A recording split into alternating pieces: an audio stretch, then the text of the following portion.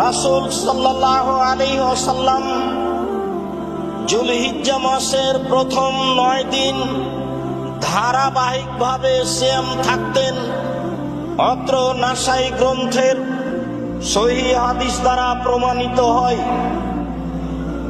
সাথে সাথে যুলহিজ্জা মাসের 8 তারিখে 9 তারিখে রয়েছে আরাফা। কাতাদা রাদিয়াল্লাহু তাআলা আনহু বলেন, রাসূল সাল্লাল্লাহু আলাইহি ওয়াসাল্লাম বলেছেন,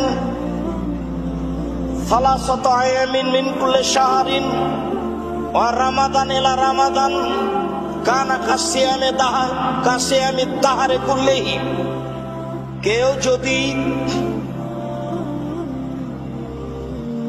প্রত্যেক মাসে 3 দিন সিয়াম থাকে আর রমজান মাসের সিয়াম থাকে, তাহলে সে সারা বছরের সিয়াম পালনের নেকি পাবে।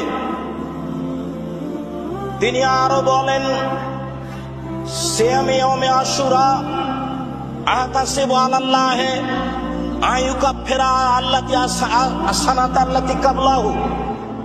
কেউ যদি মুহররমের 10 তারিখ 9, 10 2 দিন সিয়াম থাকে, তাহলে বিগত 1 বছরের পাপ ক্ষমা করা হবে।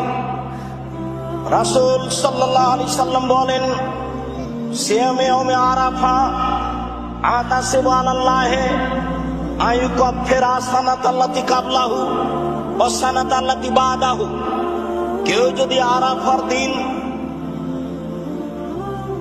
যুলহিজ্জার 9 তারিখে সিয়াম পালন করে, তাহলে তার বিগত 1 বছর আগে ও পরে 2 বছরের পাপ ক্ষমা করা হবে। সম্মানিত দিনী ভাই বোন, আরাফার দিনের সিয়ামটিও যুলহিজ্জা মাসে রয়েছে। আরাফার দিনও যুলহিজ্জা মাসে রয়েছে। আবু হুরায়রা রাদিয়াল্লাহু তাআলা আনহু বলেন, রাসূল সাল্লাল্লাহু আলাইহি ওয়াসাল্লাম বলেছেন, মা মিন ইয়াউমিন আকসারা আইয়ুতিকাল্লাহু ফিহা আবদান মিনান নারে মিন ইয়াউমি আরাফা।